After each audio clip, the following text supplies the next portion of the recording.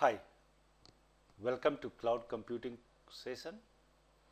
In today's session, we will be discussing about the security for a cloud computing applications. So basically what we are trying to explain here is that there are various aspects of cloud computing security.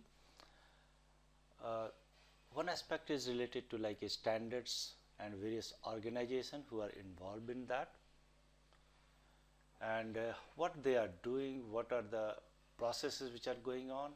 Although we are not going very deep inside this topic, but as a brief overview we will discuss about it.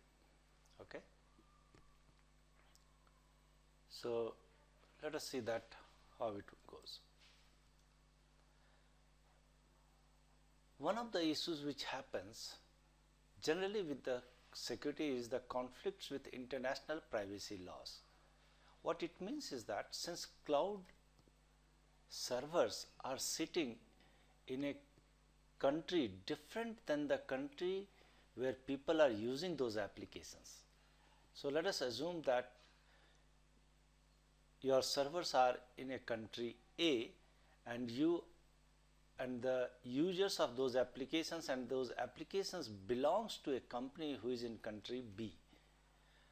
Now there might be some laws of country B which says that you cannot put your information about the employees or the data about that country's customers or market in another country's geographical server, and that sometimes creates a problem. So the conflicts with international privacy laws is one of the issues which is very often discussed and tried to sort it out for any cloud computing deployment application.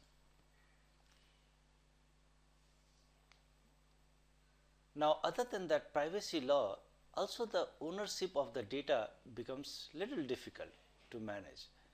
When the servers are in your country, in your city or in your province geographically, and you own the hardware, you own the software, you own the network, then pretty much you own all the data inside that. But think about cloud computing. In cloud computing, the ownership kind of goes to the cloud computing service provider. So what it means is that any data which are there on cloud computing server is effectively not owned by the actual user or owner, but it is owned by the not in legal sense, but it is not in the direct control of the real owner of the data, because that hardware, network, operating system, all the infrastructure is owned by somebody else. So he has as much access to the data as you have the access to the data. So now there are two different set of people, one the cloud service provider and the one who is actual customer of cloud service offering.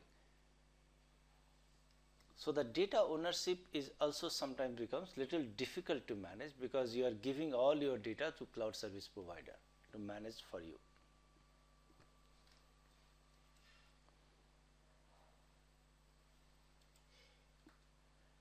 Now service guarantees are going up, but we still see the problem where sometimes what happens is the services of this level 99.95 or 99.99%.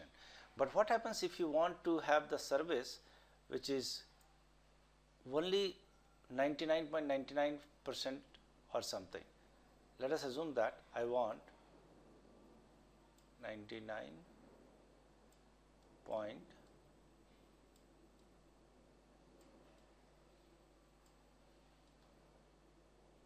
so if you want something like this, then generally most of the service provider don't provide it. This kind of a service is only possible if you own and manage completely yourself, and that will cost quite a good amount of money. So the service guarantee might not be very high. Data ownership might be an issue because all the hardware, infrastructure, everything is done by service provider. There may be some conflict with international privacy laws which says that the data of a country cannot be sitting geographically in a different country. But in cloud computing, those servers are not present in all 170 countries. It is present in some countries. It is present maybe in 5 countries, 10 countries, 15 countries maximum, but it will never be present in all 170 countries, those servers. That will be always concerned, because if you try to put the servers in all 170 countries, then the scale or the cost goes up. So the value of cloud computing is kind of little bit lost. Okay. Next is securing the virtual machines. All those virtual machines security is up to cloud computing service provider, and they will never divulge or give the details about them. So it is very difficult to figure out that how secure are those servers. Massive outages. Sometimes what happens is that when the outage happens, it has a huge outage impact, because it might be hosting a large number of servers, and those outages sometimes are very difficult to control immediately and do it. So those are the other security issues. Other part is the encryption and standards. Now, we do not yet have a standard mechanism to encrypt the data and store it into the cloud. Now, every service provider or every customer is free to encrypt the data the way they want it and put it in the cloud.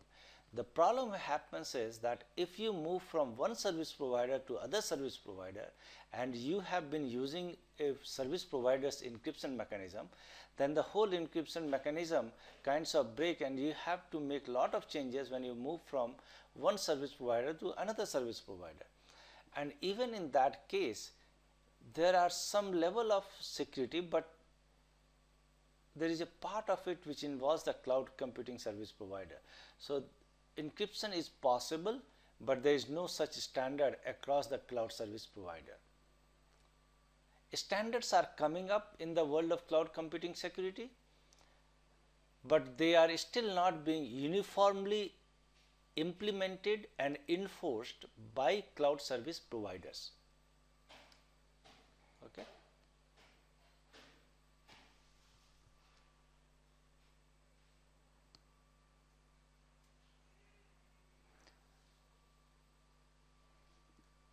Next is about storing sensitive and personal information in clouds. Now, the problem what happens is that the same problem with encryption and standards, still a lot of corporates and companies are not very comfortable in storing sensitive and personal information in the clouds,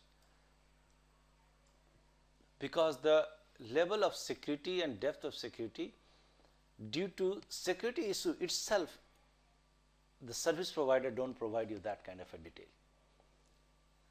And since they don't provide that kind of a detail, corporates are not yet ready to place their very sensitive and personal information.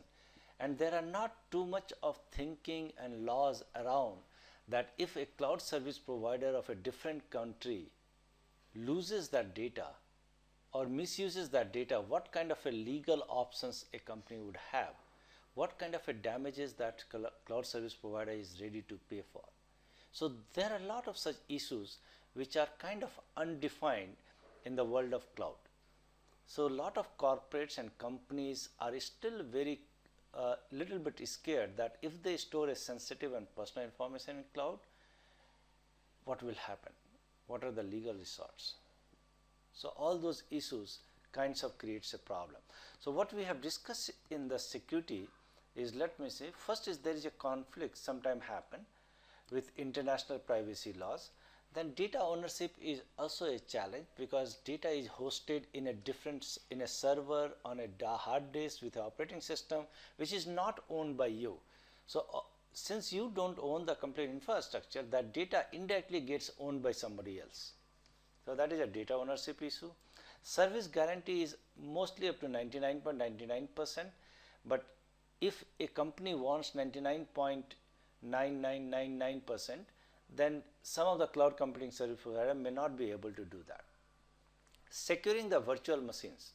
all the virtual machines which you create, this, if you want to customize and secure it as per your need, there is a limit you can do it, but after that it is not fully controlled by the customer of cloud. It is the cloud service provider who will do the complete securing of virtual machine. Sometimes massive outages happens, and when it happens it has a huge impact and it might take some time and to get it back to running, and that might create a security problem as well. Encryption needs and standards. The way you store the data, the way you transmit the data, the way the data is executed, during all of these cases, if you want to do the encryption, you can definitely do it by putting your own effort. But if you are expecting the service provider to do that encryption, every service provider has a different mechanism, different level of encryption, and they are not following any common standards or standard API or mechanism that when you have to move from one service provider to other service provider, you can do that. But that does not happen right now. Although everyone provides some encryption mechanism, but all of them are proprietary and they are not compatible with each other, and some of them may not have the best encryption mechanism as per your company as a client might expect from service provider. Standards, there are some standards, but they are not being implemented and enforced across the board by all service providers. So that is about encryption needs and standard. As I mentioned, a lot of companies are still careful about sensitive and personal information in cloud, so they do not store there.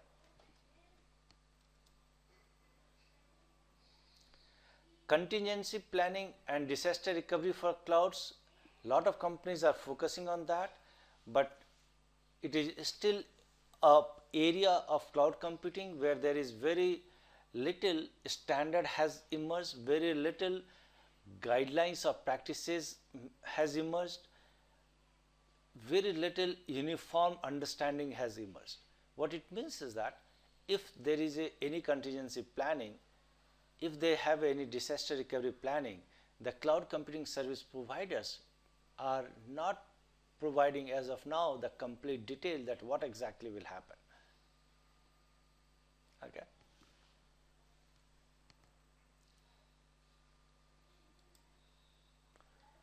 Now, in the world of standards, let us see what are the various standards organization. This is the standard organization for cloud computing. Cloud computing service providers, cloud computing service, there are a lot of standard organizations who are working in the world of cloud computing service. So these are standard organizations for cloud computing. Okay, it is not just for security but for cloud computing, these standard organizations. Now, what are the various standard organization? One is called Open Grid Forum, other is called Cloud Computing Interoperability Forum, next is called Distributed Management Task Force, Open Cloud Consortium, Cloud Security Alliance, ETSI. Now these are and OSS also has some role into this, and Object Management Group. Now if you see all of this, the problem what is happening is that all of these guys are trying to pitch in and put some parts for cloud computing. So all of this get involved for cloud computing related standards activity, OSS, ETSI, CSA, OCCI, DMTF, CCIF, OGF, OMG. All of them are involved in some sort of standard organizations. Now, one of the most important one is called OCCI Standard, Open Cloud Computing Interface. So this is the most important one. Okay. Open Cloud Computing Interface.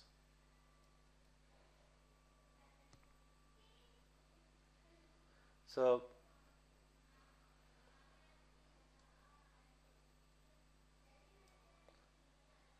It comprises a set of open community-led specification delivered through OGF Open Grid Platform Forum, which define how infrastructure service providers can deliver their virtualized computation, data storage and network resources offerings through a standardized interface. So the most important part is standardized interface. Unfortunately, as of now, very few companies are following this standard, and everybody is trying to do the cloud computing offering in their own way, and that creates a problem when you move from one cloud computing service provider to another cloud computing service provider.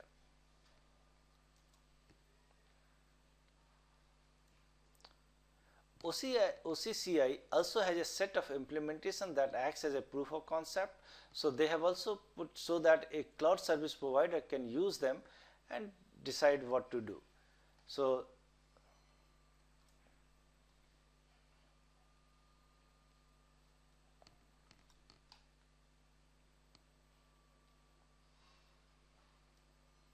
they have provided a set of implementation that works as a proof of concept.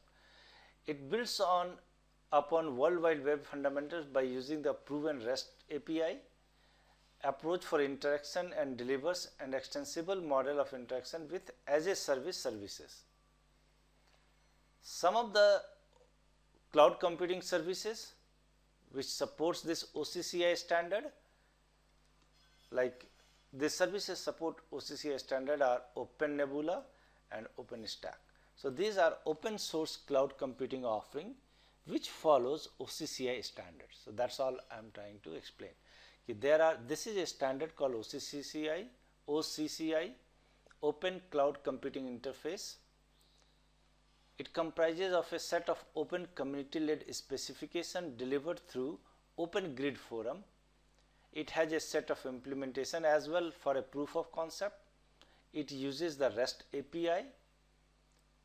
The current focus of this standard is infrastructure as a service, and there are few open source cloud offerings which really follows and implements this standard, and they are OpenNebula and OpenStack.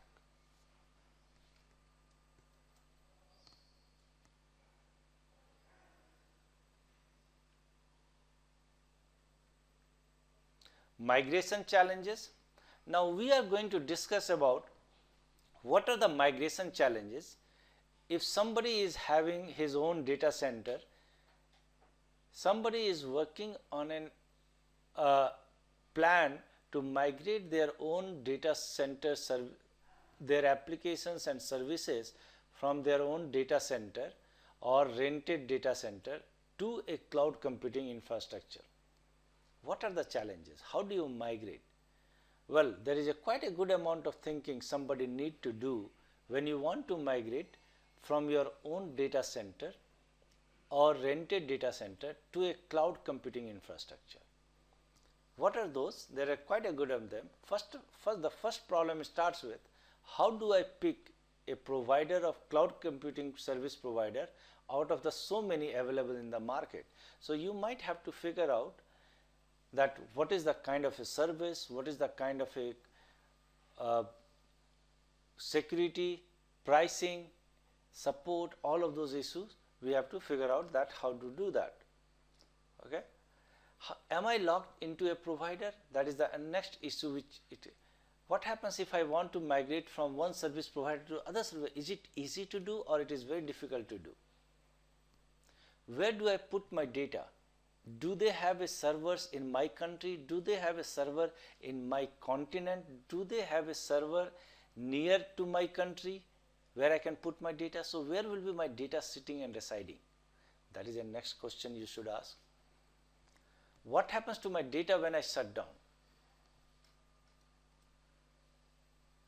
So this is the next thing, this my data. Okay. What happens when I shut down? That is the next question you should ask.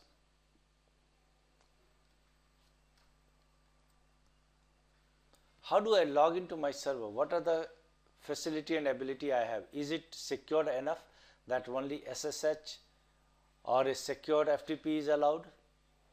How do I keep others from logging in? So this is the next question. How do I get an IP address? Does that service provider provide a dedicated IP address for my servers? Now these are the questions which anybody should ask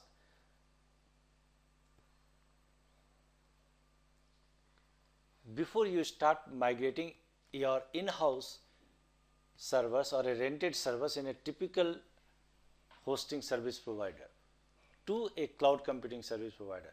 So the migration challenges means, how do I pick a provider? Am I logged into a provider? How do I put my data? Where do I put my data? Is that data, the server in which the data will be residing, is it in my country? Is that server is in a neighboring country?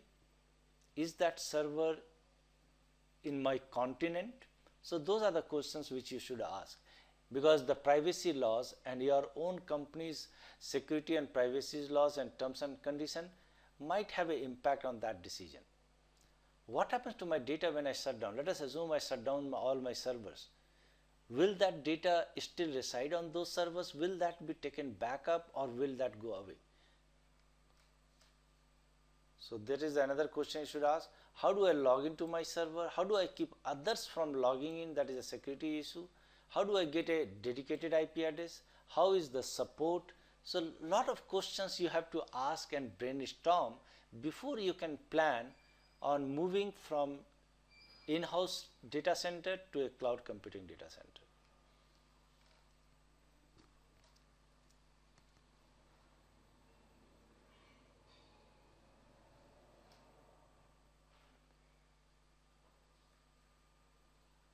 Next is vendor overview and comparison.